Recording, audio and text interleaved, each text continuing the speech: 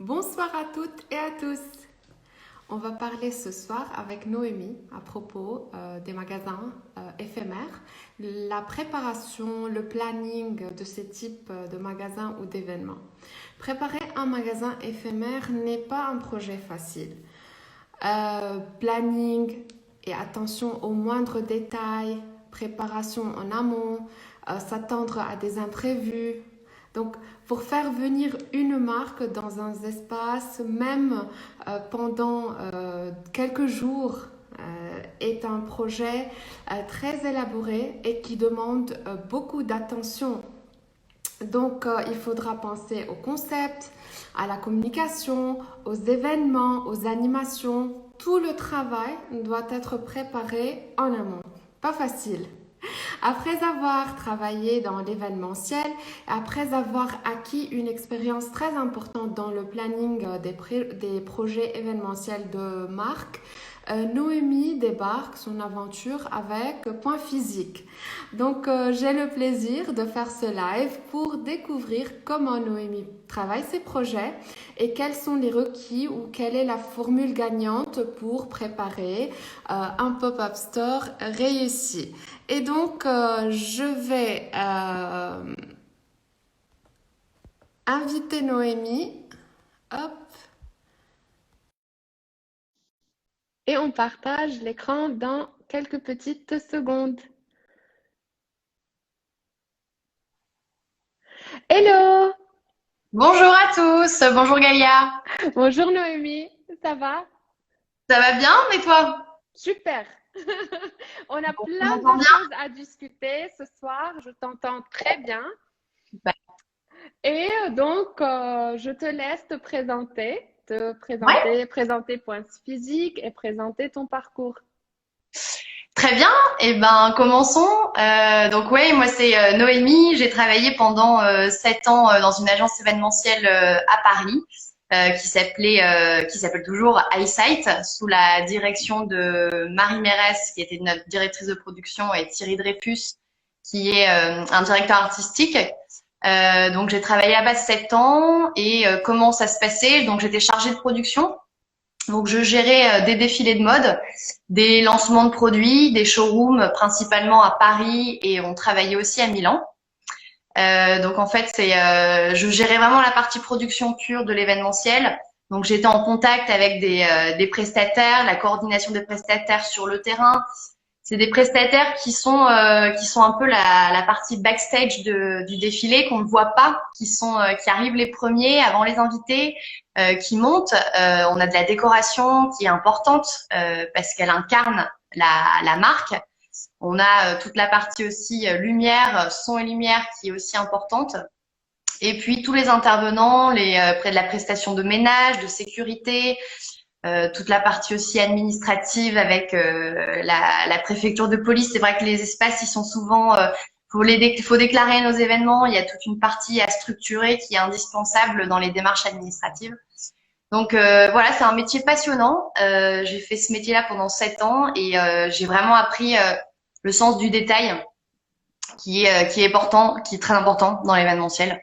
Vraiment s'attarder sur le détail. Le client est exigeant, il faut pouvoir le répondre à ses attentes, en fait, c'est un super important. Donc voilà. Donc, un travail très, très, très détaillé et très minutieux. Et donc, tu dois Ouais. connaître le B à bas de vraiment tout et surtout pour pouvoir avoir un projet complet. Et donc, qu'est-ce qui t'a amené à changer ce travail et à commencer Point Physique? Bah, au bout de 7 ans, j'ai eu envie d'entreprendre, en fait, de quitter ce monde du luxe, des grands clients de la mode, et de retrouver aussi un peu plus de valeur humaine. Donc j'ai eu envie de créer ma propre marque de cosmétiques naturels, rien à voir. Et en travaillant sur ce projet-là pendant quelques mois, j'ai rencontré des créateurs de tout univers varié, que ce soit dans la beauté, dans la mode, pour voir un petit peu qu'est-ce que c'est de vendre un produit. Et j'ai été confrontée à plein de retours de marques qui en fait me font part de leur manque d'espace de vente physique sur Paris ou en province. dans les grandes villes et d'un espace de vente en fait convivial, dynamique, où quand on rentre dedans, on se sent bien, qu'on ne voit pas une créatrice derrière sa table avec le tréteau, la nappe, qui attend qu'on lui pose des questions. Moi, j'en ai fait des pop-up stores multimarques. Je parle plus de pop-up multimarques où j'ai vraiment ressenti cette froideur et c'est ce que me faisait partager les marques également. Donc en fait, j'ai eu un déclic et je me suis dit, j'ai les compétences de l'événementiel. Je suis très impressionnée par ces gens qui créent un produit et qui le vendent et j'ai voulu associer les deux.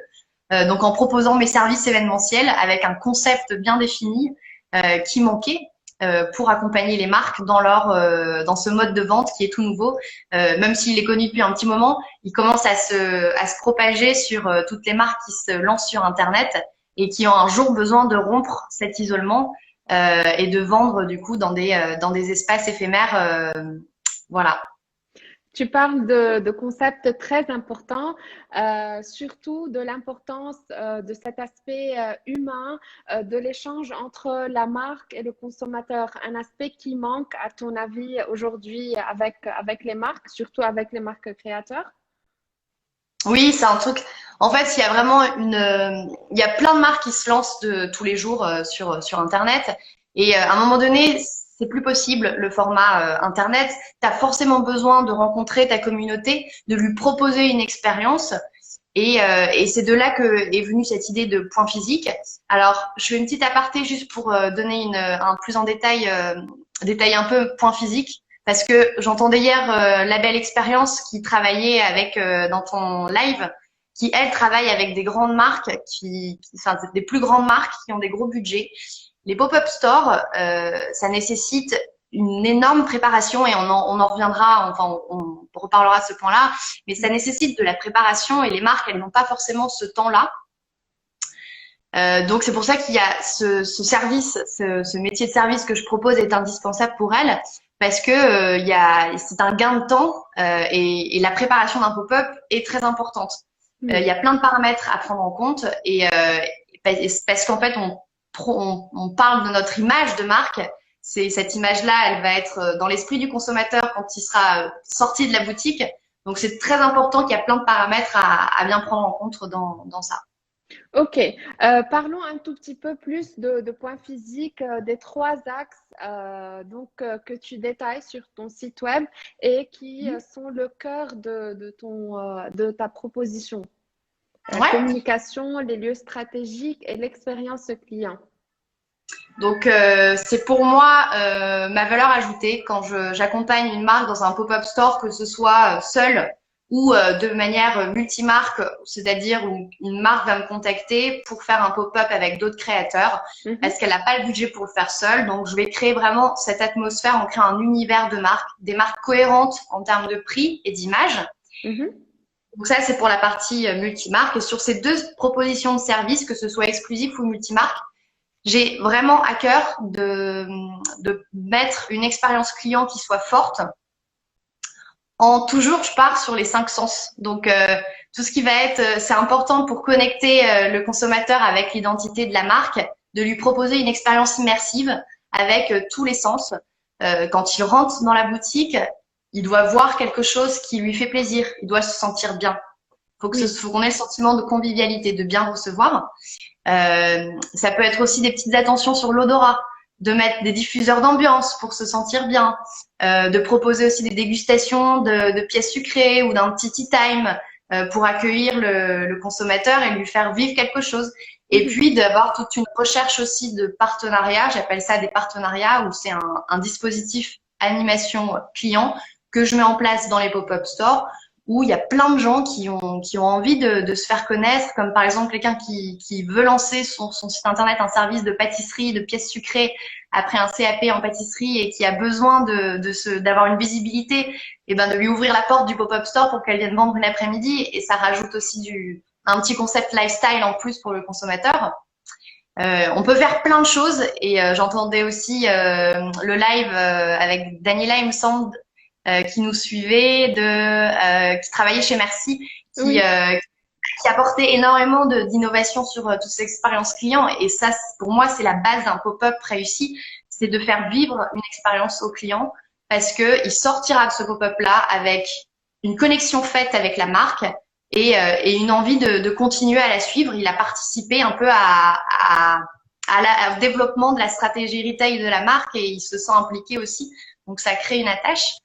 Je parlais aussi de la communication qui est pour moi aussi évident parce que la communication permet de générer du trafic. On le sait, ça permet de toucher aussi des réseaux sociaux, d'être viral. L'avantage des pop-up stores qui sont multimarques, c'est que les marques partagent elles-mêmes sur leur propre réseau et on arrive aussi à toucher une communauté plus importante. Donc oui, la communication, c'est un peu la base et il y a aussi tout ce qui va être l'expérience client sur place doit être partagée et doit continuer sur d'autres outils qui sont pour moi les réseaux sociaux, qui sont les agences, enfin les relations presse, donc tout ce qui est journaliste, influenceur. Il faut qu'il y ait une suite de ce pop-up store là. Donc la communication elle est nécessaire. Il y a aussi du street marketing qui fait partie de la communication pour toucher et drainer du passage dans la boutique. C'est vrai qu'un pop-up store, c'est un investissement. Donc, quand une marque investit, il faut que derrière, elle ait une réussite et qu'elle ait du trafic et qu'elle soit visible. Donc, pour ça, il y a deux aspects pour moi qui sont indispensables, c'est l'expérience client et la communication. D'accord, on reviendra en détail sur ces deux points. On passe le bonjour à Daniela et d'ailleurs, elle nous envoie un petit commentaire que les petites attentions sont essentielles et l'on gagne tellement à s'occuper du client en personne. Merci Daniela. On reviendra aussi dans un prochain live avec Daniela.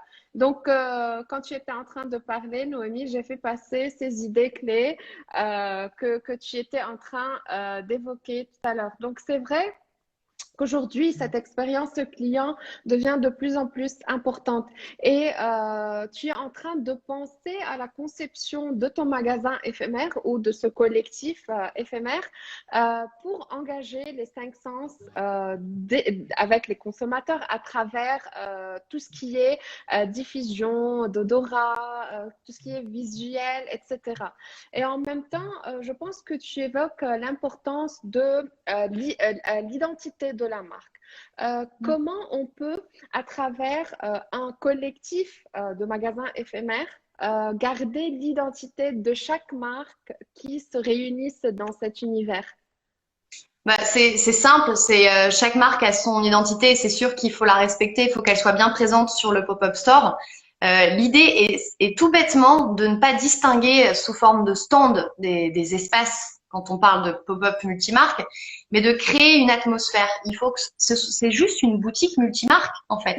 On cherche à créer une boutique. Quand on rentre dans une boutique multimarque, on ne voit pas qu'il y a plusieurs, on voit pas la distinction des marques, mais elles sont présentes ces distinctions.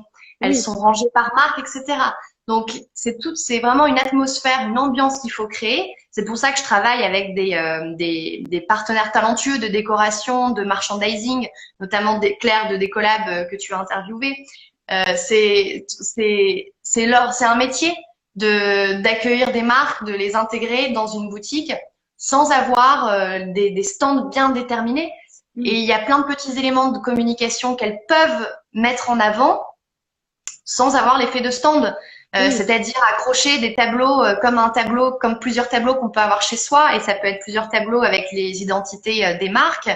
C'est de se partager une vitrine en mettant leur nom sur la vitrine avec leurs produits qui s'unissent en fait entre eux, qui s'accordent entre eux.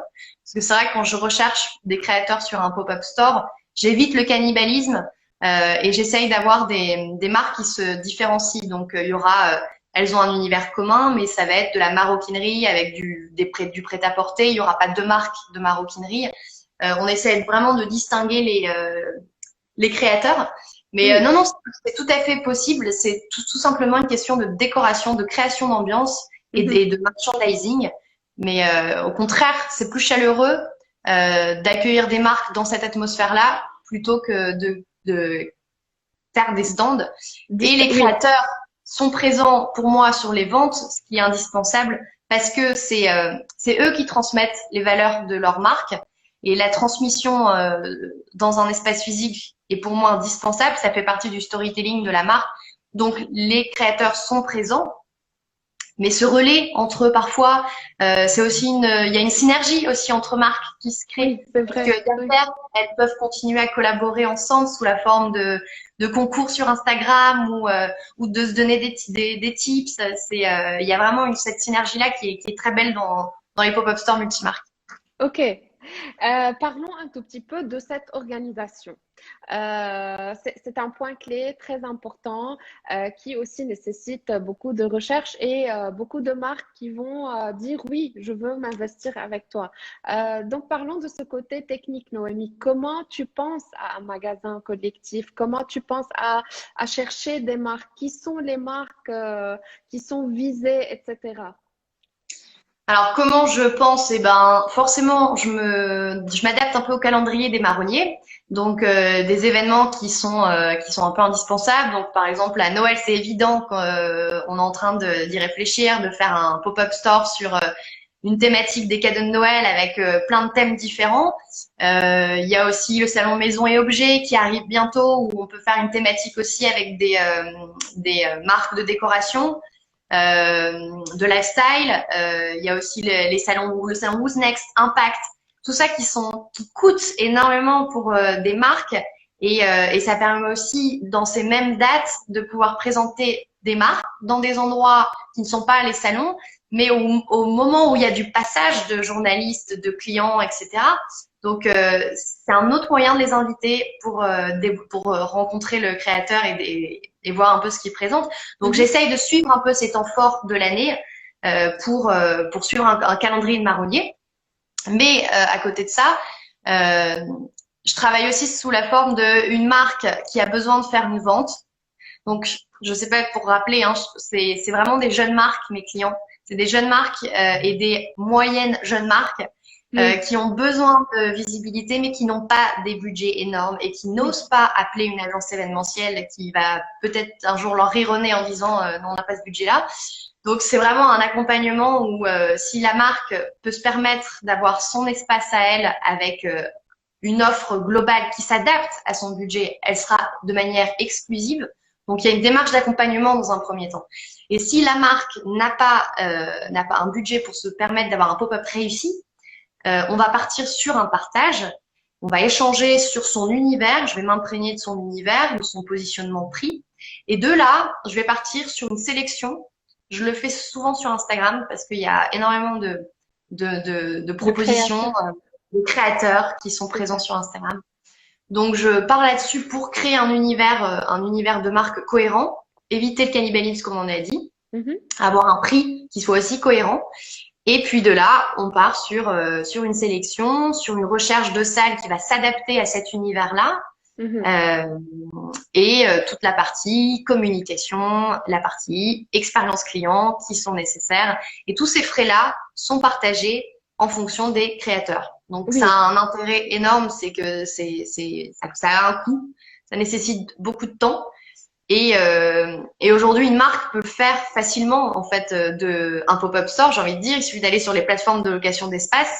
Il y a plein d'espaces, sauf que il n'y a pas un accompagnement sur quels sont les objectifs de tout, quels sont tes objectifs pour faire un pop-up store. Et il n'y a pas aussi tout le travail qui est important sur la communication à mettre en place, le dispositif expérience client. Et une marque n'a pas le temps. Une mhm. marque et quand elle décide de faire un pop-up store en partage avec d'autres créateurs, il faut obligatoirement un chef d'orchestre. Et Oui, c'est c'est la ça. marque initiatrice qui va devoir jouer le rôle de chef d'orchestre, qui va certainement moins vendre que les autres. C'est souvent ça ce qu'on entend. Donc, il faut quelqu'un qui puisse cadrer tout, organiser. C'est ce que j'ai fait auparavant dans les défilés de mode et c'est ce que j'applique aujourd'hui sur un pop-up store. Voilà. Est-ce que le fait de travailler avec moins de moyens, on parle d'argent, quand on a une somme plus timide, est-ce que ça va venir intervenir avec la qualité du pop-up ou est-ce qu'on peut être créatif même avec des moyens très timides? On peut être créatif avec des moyens, des petits moyens, ça c'est évident. J'espère que j'aurai certainement un jour l'occasion de faire des plus gros pop-up stores, mais aujourd'hui on arrive à faire des belles choses avec pas forcément des gros budgets. Mhm. Euh, il suffit de. Je m'intéresse beaucoup aussi à tout ce qui va être décoration. Il y a des prestataires qui se chargent de décorer des pop-up, de faire le merchandising. On a aussi plein de solutions qui sont de travailler avec des brocanteurs en ligne qui demandent que ça, de meubler tout un espace et de pouvoir vendre en même temps. Donc ça rentre aussi dans un dispositif d'expérience client. Il y a plein de Oui. solutions débrouilles qui permettent de réduire des coûts et qui sont intéressantes. Et comme trouver des partenaires, ça peut être la fleuriste du coin qui se propose de venir fleurir le pop-up store et de vendre. Il y a plein de solutions possibles. Donc non, je pense pas que c'est une question d'argent. C'est sûr qu'avec de l'argent et un gros budget, on peut faire ce qu'on veut, personnaliser, et être à la pointe. Mais sur un pop-up avec un plus petit budget, on peut aussi faire de belles choses avec un peu de bon sens et de jugeote. Mhm. C'est Daniel là, qui te demande comment tu te différencies des autres acteurs de pop-up stores. Daniel, on avait évoqué ce point au début du live, tu l'as raté, mais on reviendra sur ce point dans un petit moment.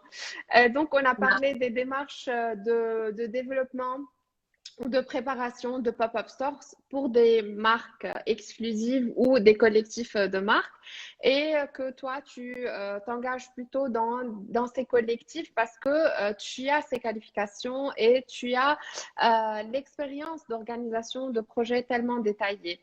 Est-ce qu'aujourd'hui, sur Paris, on commence à avoir de plus en plus de personnes qui souhaitent s'intégrer au business des pop-up stores? Donc, on a vu un exemple de Décolab, par exemple, qui propose une location de meubles pour les pop-up stores, etc.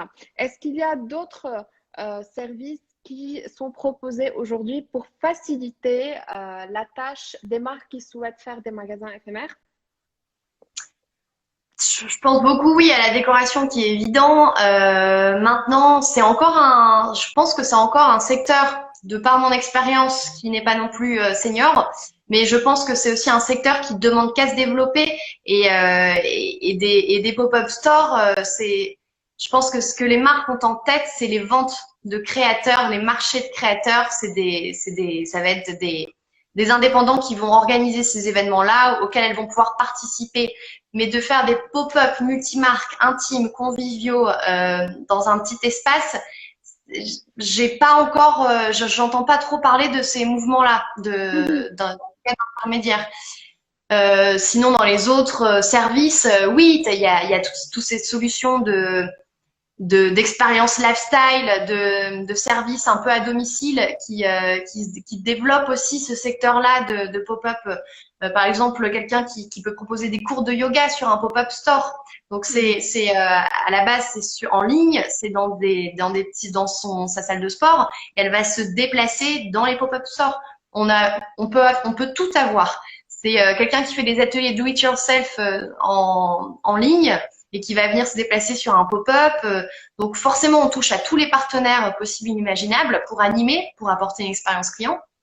Oui. La déco, ça existait déjà des loueurs de pop-up, des loueurs de mobilier, mais pas pour moi dans le pop-up store même. Ce que fait Claire, et je trouve ça génial parce qu'elle utilise du mobilier chiné, donc il y a rien. C'est pour éviter d'acheter du neuf sur les événements. Donc non, je suis sûre qu'il doit y avoir plein de nouveaux acteurs et j'ai hâte d'en découvrir plus. D'accord. Noémie, j'aimerais faire le point avec toi sur cette différence entre les marchés créateurs et les pop-up collectifs parce que on a tendance toujours à confondre les Ouais. deux. Donc, si on allait penser à des points de distinction entre l'un et l'autre, quels seraient ces points? Ben, sur les marchés de créateurs, il va certainement manquer de cohérence en termes d'image et de prix. Donc on peut avoir, c'est des marchés qui réunissent plusieurs créateurs, donc il va pas avoir ce temps accordé à la recherche de l'univers de marque et du positionnement de prix. C'est des pop-up où il y a une expérience client, tout comme dans des pop-up plus intimes, mais une communication aussi moins poussée sur la marque parce que ça regroupe plusieurs créateurs. Donc on va avoir moins de visibilité aussi. Et mais c'est surtout le manque de cohérence qui se retrouve sur des gros pop-up de marché de créateurs où la répartition elle peut être parfois compliquée, je dirais, et alors que sur des pop-up, on est sur vraiment, c'est intime. Certes, il y a moins de créateurs, donc il y a aussi c'est plus facile, mais on cible bien un univers avec une clientèle commune. Donc voilà, c'est ce que je dirais. Je pense aussi à un autre truc, mais qui m'est sorti de la tête. Euh, Et il y a aussi la grosse différence pour moi, c'est la froideur, c'est ce sentiment enfin c'est pas de déranger, mais Comme si on c'est gênant. était éloigné de la marque ou bien Il y a c'est pas pas de, fait physiquement. ah oui, on peut pas créer un lien sur un marché de créateurs avec un créateur, à part discuter avec lui. Bon, c'est bien de toucher, de voir, d'échanger sur les valeurs, mais je vais partir avec plein de marques en tête j'ai pas vécu quelque chose, j'ai pas connecté avec un créateur en particulier Mhm. parce que on pose des questions parfois pour faire plaisir parce qu'on s'intéresse, mais il y a vraiment une paroi, quelque chose qui est dommage et qui ne me fait pas vivre un bon moment en tout cas, des expériences que j'ai entendues des autres marques et de la mienne. D'accord. Donc, parlons un tout petit peu de l'importance de la préparation d'un magasin éphémère ou d'un collectif éphémère en amont. Pourquoi c'est intéressant de faire cette préparation en amont, à ton avis? Bah, il y a toute une partie qui va être, celle qui est importante, ça va être la recherche de l'espace qui entre en jeu et qui est déterminant. Il faut vraiment trouver un lieu qui s'adapte à la clientèle. Donc, on a le Marais, on a République, on a le Homa à Paris qui se développe. C'est plein de petits quartiers. Donc, suivre un peu les tendances et l'actualité, ça nécessite du temps. Pour faire tout ce sourcing-là, ça nécessite aussi du temps sur le format multimarque pour rechercher du coup un univers cohérent et des gens qui s'engagent sur une même date, etc. Et il y a aussi toute la communication qui est faite en amont et qui respecte une timeline. Il faut lancer un peu la notion de désirabilité avec un teasing sur les réseaux sociaux qui est en amont de l'événement, de présenter les marques, de prendre le temps de présenter les marques aussi en mode teasing avant l'événement. Il y a tous les supports de communication qui sont indispensables, les flyers, la vitrophanie, c'est du travail Mhm. de graphisme qui se prépare. C'est très important pour moi d'avoir une communication claire et cohérente sur tous les supports de communication. Donc, on y travaille avec un graphiste. Et la partie aussi dispositif expérience client qui, quand on veut réduire les coûts et pas exploser, on essaye de chercher des partenaires qui soient tendance, qui soient au goût du jour. Donc, il y a toute une recherche poussée de tout cet univers-là.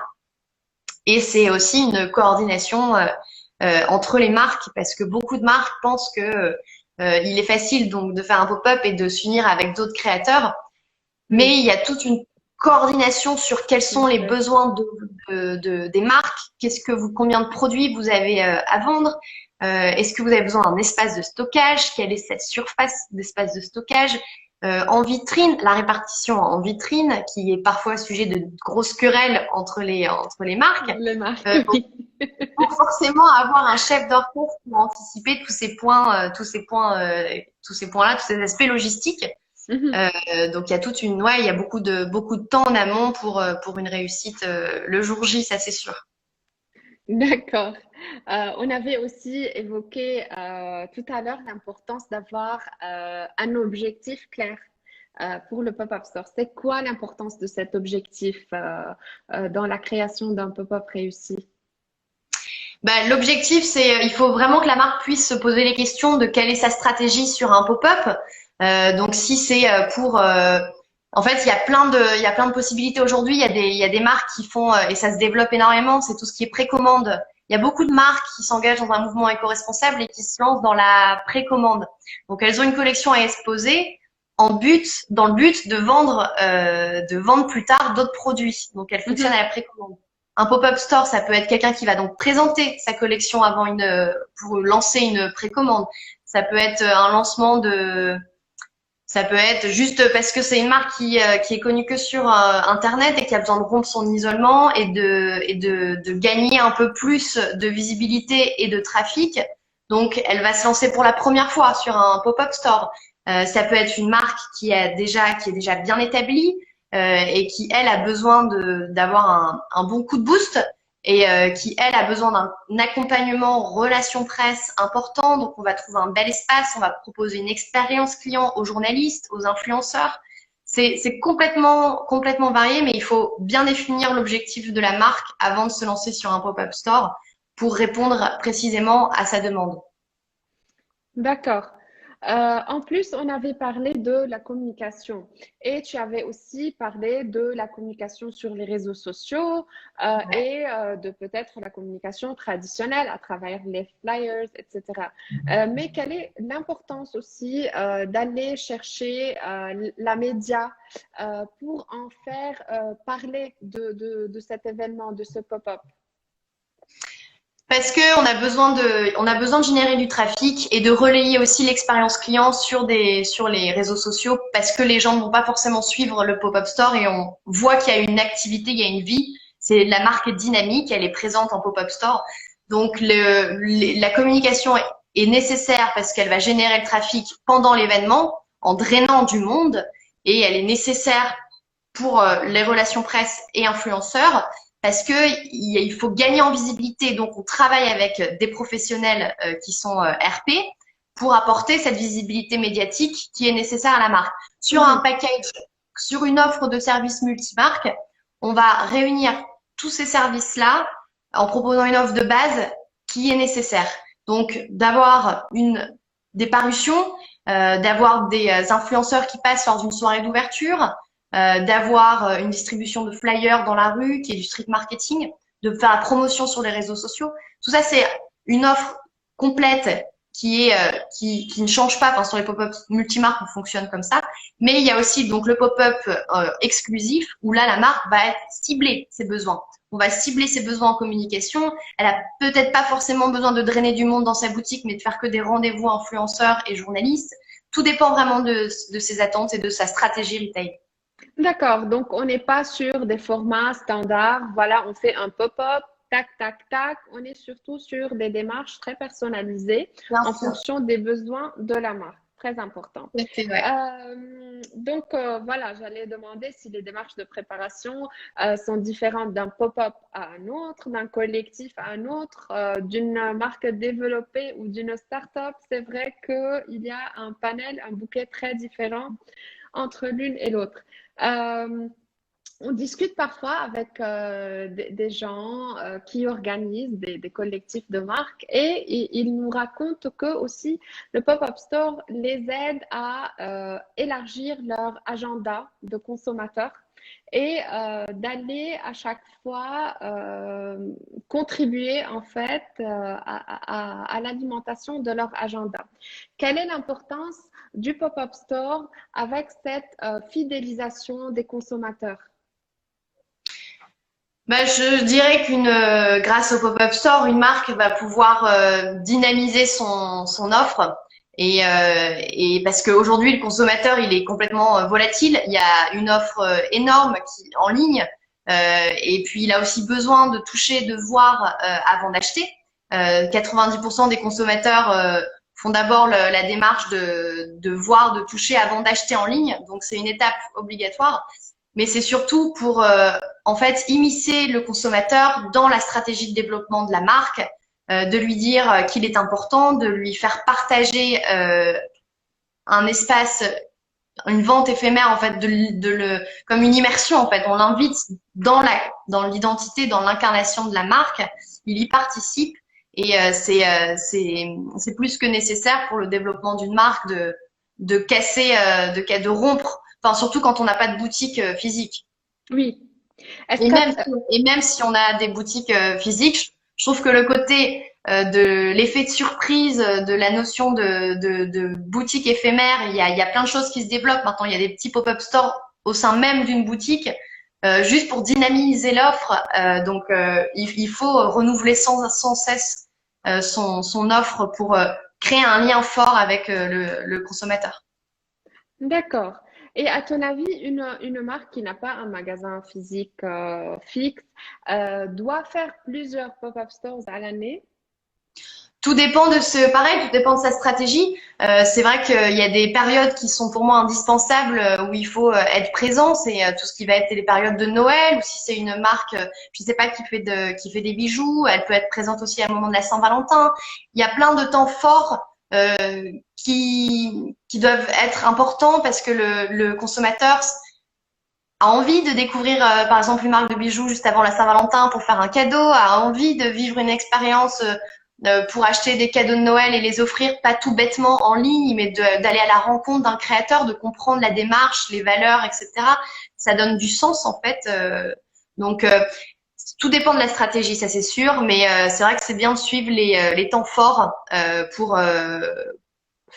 être enfin j'ai pas le mot, mais pour ne pas gâcher aussi l'investissement qu'on fait dans un pop-up store. Donc, bien anticiper les temps forts pour éviter de faire bêtement un événement à telle date qui servira à rien. Donc, c'est aussi moi mon rôle d'accompagner, de suggérer, de conseiller. D'accord, très bien.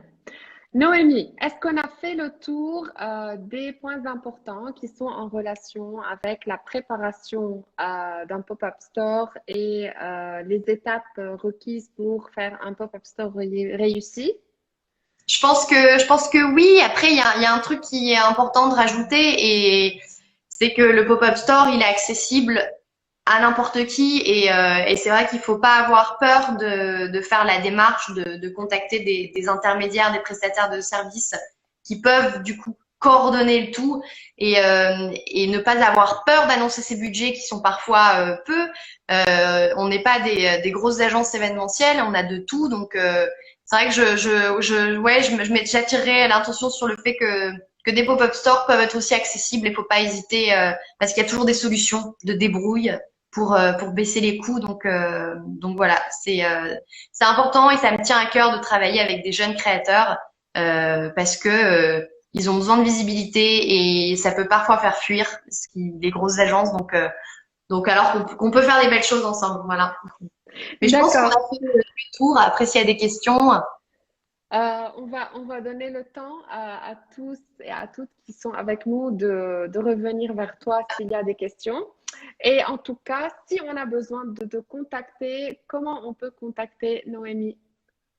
Alors moi, je suis très Instagram. C'est d'ailleurs là que j'échange avec les marques et que je tombe sur des marques assez dingues. Mais sinon, il y a aussi le site internet, mais principalement sur Instagram. Voilà, je réponds beaucoup. D'accord. Donc, le site Instagram de Point Physique, pas ton compte personnel. Exactement, ouais, sur Point Physique. Et là, on est en train de. Bon, c'est vrai que le confinement n'a pas favorisé les événements, donc il y a eu un travail pour structurer un petit peu le Point Physique et puis pour préparer aussi des beaux événements à la rentrée, dont un pop-up store de Noël où on travaille beaucoup là-dessus pour faire 4 thématiques dans un super lieu du 10e arrondissement. Donc voilà, j'ai hâte, c'est plein de beaux projets qui se mettent en place et je suis toujours avide de rencontrer des nouvelles marques et aussi des partenaires qui peuvent proposer des services et de leur ouvrir les portes du pop-up pour qu'ils gagnent aussi en visibilité. Donc, euh, donc voilà, des beaux projets. Et un pop-up store à Biarritz, pourquoi pas? Je ferai un Oui, commentaire. j'allais dire. Et puis, Clémentine, un pop-up store à midi pile. C'est quoi ça, Clémentine? Et Est-ce ben, qu'il y a ça une peut être un histoire? pop-up store pour une ouverture et l'apéro, je sais pas. En tout cas, les idées sont les bienvenues. Donc, on invite tout le monde à revenir vers toi pour des questions plus précises à propos de leur projet. Et je vais faire passer donc tous ces concepts qu'on a discutés en stories après le live. Et je te remercie pour cet échange, ce bel échange. Et j'espère que les projets à venir seraient des projets intéressants. Et on a aussi hâte de les découvrir avec toi. Donc, Et c'est vrai on qu'a en parlant je me permets de secteurs qui sont dans l'événementiel, dans les pop-up stores. tu en fais partie aussi, tu vois. C'est bien parce que tu as la curiosité de t'intéresser à tous les intervenants. Et c'est vrai que ça, je pense qu'il n'y avait pas avant. Donc, je pense que le secteur du pop-up store ne demande qu'à se développer et je pense qu'on peut être surpris dans les années à venir sur l'évolution de ce secteur-là. C'est vrai, c'est vrai. On attend tous le beau futur des pop-up stores. Merci beaucoup, Merci Noémie, Galia. et à plus, j'espère. Yes, à bientôt. Ciao, ciao. Bye. Bye.